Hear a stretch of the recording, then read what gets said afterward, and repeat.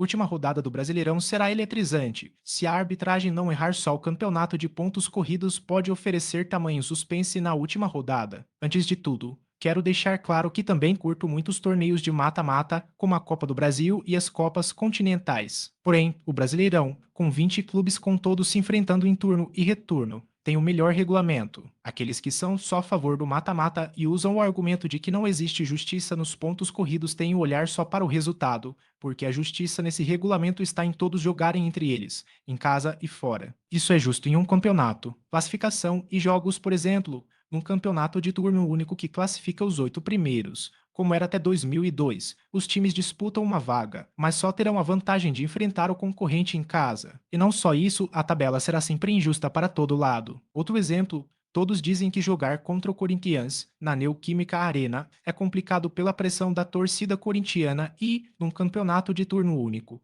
terão times que receberão o Corinthians em sua casa e outros na Neoquímica, e assim é com todos os times. Só dei o exemplo da Neoquímica porque vejo muitos jogadores e treinadores dizerem isso nas entrevistas. Mas poderia dar outros tantos exemplos, pois existem vários campos em que o adversário sofre para jogar. Esse domingo 8, existem dois times com chances de título: Botafogo e Palmeiras, e quatro tentando fugir da última vaga ao rebaixamento à Série B: Atlético MG, Atlético PR, Fluminense e Red Bull Bragantino. Isso só os pontos corridos podem oferecer com justiça porque todos se enfrentaram em condições iguais. Claro que podemos levar em consideração a péssima arbitragem e o péssimo VAR que temos no Brasil, mas sem dúvida alguma eles erraram muito contra todos durante o todo o campeonato. Mas nessa última rodada, um simples erro de avaliação poderá determinar um rebaixamento ou o título. Se isso acontecer, coloca-se em discussão o que é justo e o que não é, mas não pelo regulamento de pontos corridos, mas pelo nível baixíssimo da arbitragem brasileira. Os torcedores precisam torcer muito pelos seus times, mas também para os árbitros não errarem grosseiramente. Já pensou um título ou um rebaixamento decidido por um erro absurdo da arbitragem?